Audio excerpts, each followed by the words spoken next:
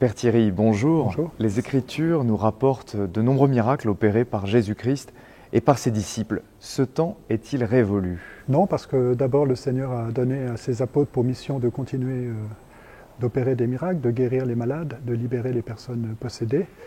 Et cette mission, en fait, elle est confiée à l'Église tout entière.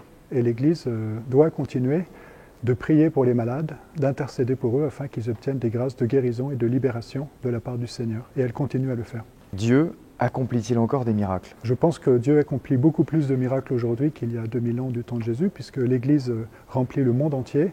Dans le monde entier, le Seigneur accomplit dans tous les pays des miracles, des guérisons. Ce n'est pas forcément toujours très visible, parce qu'il y a une certaine discrétion sur ce sujet, mais dès qu'on creuse un peu, on s'aperçoit qu'il y a beaucoup de miracles. Oui. La prière peut-elle guérir les blessures de l'âme et du corps? Comment elle peut guérir ça, j'en sais rien, parce que c'est Dieu qui agit. Ce que je constate simplement, c'est que quand on demande à Dieu avec foi, eh bien, qu'il opère des guérisons, qu'il vienne à notre secours, eh bien, il entend toujours la prière.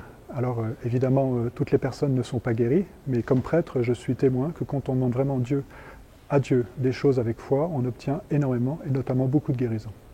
En quoi consiste la prière d'intercession?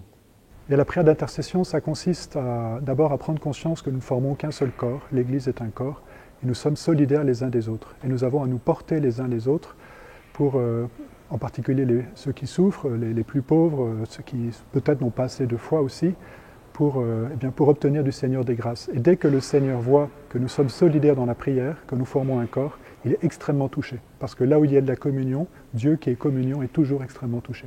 Comment obtenir les secours de l'Esprit Saint dans notre vie? Je pense que la clé pour obtenir l'Esprit Saint, c'est la pauvreté. C'est-à-dire se sentir pauvre, être pauvre, crier vers Dieu, le supplier. Dès que Dieu est face à la pauvreté, dès que l'Esprit Saint est face à la pauvreté, il ne peut pas ne pas faire déborder son cœur. Qui sont les croyants qui participent à la prière des malades le jeudi soir à Saint-Nicolas-des-Champs, la paroisse où nous nous trouvons? Alors les croyants qui participent à la prière des malades, ce sont d'abord les pauvres. Ce sont les premiers qui sont venus à cette prière, ce sont les premiers qui ont cru en cette prière, notamment des personnes souvent immigrées ou ayant peu de moyens. Et ensuite, devant l'afflux des guérisons, devant l'afflux des témoignages, beaucoup d'autres personnes sont venues. Mais les premières personnes à venir, ce sont les pauvres. Et ensuite, elles ont entraîné les autres. Pour moi, ceux qui nous entraînent dans la foi, ce sont vraiment les pauvres.